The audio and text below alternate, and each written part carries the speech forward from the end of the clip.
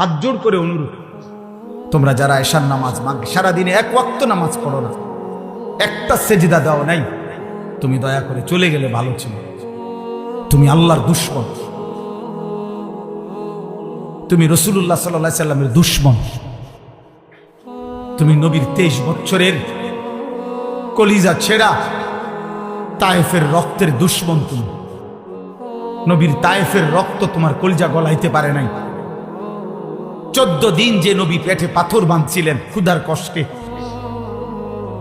সেই পাথর বাঁধা ক্ষুধার কষ্ট তোমার দিল গলাইতে পারে নাই। তায়েফের দান দান শহীদ করা রক্ত তোমার মন নরম করতে পারে নাই।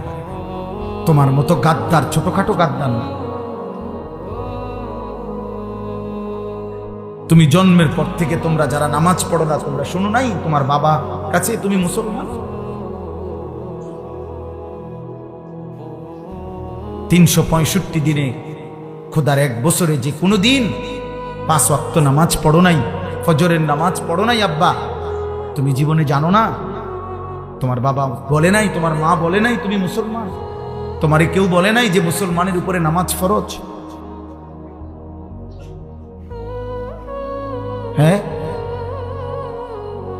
আল্লাহ নবী সাল্লাল্লাহু আলাইহি সাল্লাম বলেছে, বাইনার রাজুল ওয়া বাইনাশ শিরকি ওয়াল কুফর তারকুস সালাহ। কোন ব্যক্তি মুমিন নাকি মুশরিক নাকি কাফের, খোদার কসম নবী বলছে পার্থক্যের প্রমাণ তারকুস সালাহ, নামাজ ছেড়ে দেওয়া।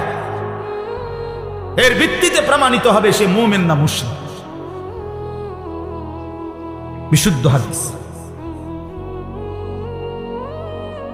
আল্লাহর নবী সাল্লাল্লাহু আলাইহি সাল্লাম